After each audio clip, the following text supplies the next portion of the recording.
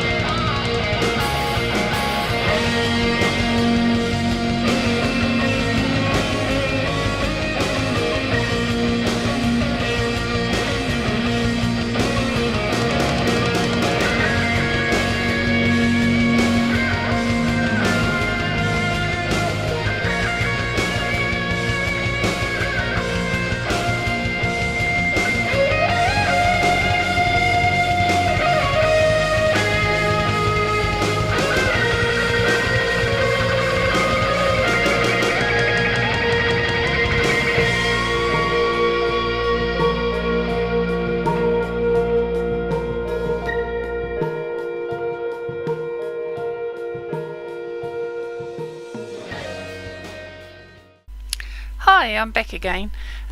Just telling you here that the shading is also done with the vintage photo. And a mention of the sentiment that I've used on there. Seriously, did you really think I would forget? That came from a stamp set by Gerda Steiner called Moody Unicorns. I do wish that I had the option of putting the word could instead of would in there, because with an with a giraffe with its neck tied in a knot like this, it's got the knot there to remind him of a birthday. So that's my impression of it anyway. So this is what I thought. Well, the word would be probably more appropriate in there than the word could. But never mind, it does work either way. Now here I've got the Spectrum Noir pen. I'm just bringing in for the clouds. Just putting a bit of sparkle on the clouds. This is a very sparkly pen. I don't know if I actually do 2 coats, and I think I only do 1 coat on this one, but because it's very sparkly. And when it dries, it even looks more sparkly, more glittery.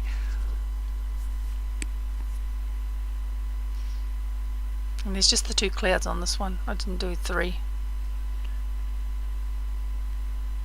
The idea was that the neck of the giraffe is so long that it's up in the clouds, higher above the clouds. So that was my sort of thoughts on the card anyway.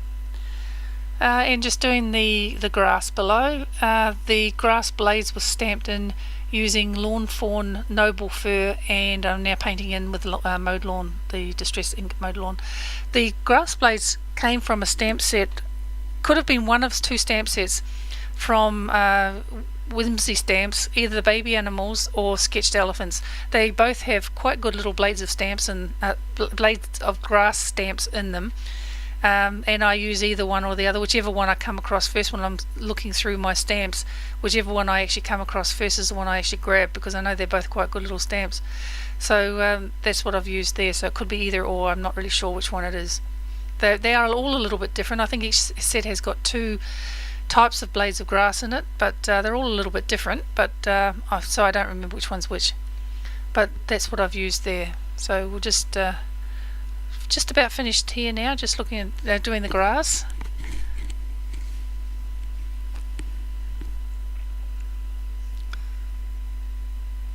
I try not to get the grass too smooth when I'm actually painting it like this.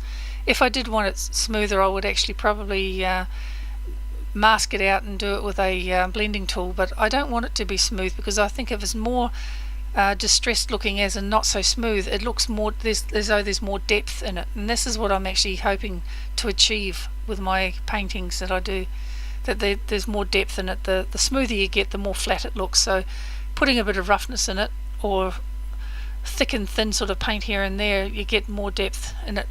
That's my impression anyway. I don't know if anyone else thinks that, but that's what I think. And just need a little bit more paint there. It's a little bit thin there between its legs and at the top.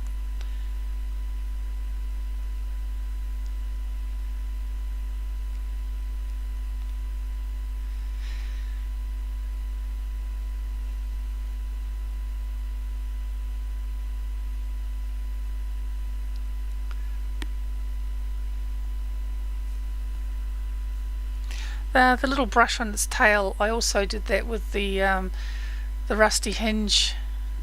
Not that you can probably tell there, you can't probably see it there, but that's what I've actually done it with. His eyes, I don't know if I mentioned before, I used a Sakura black glaze pen and just put a dot into each of his eyes, and then did the glossy accents on top. I don't show that in the video, but at the end, when you see the card photographed at the end, you can actually see that on there. And that's the panel done. So hopefully you've enjoyed watching this, and this is one of 6 cards that I'm doing in a set. So if you did like it, please subscribe and click on the liked box. And thank you, and see you again soon. Thank you. Bye bye.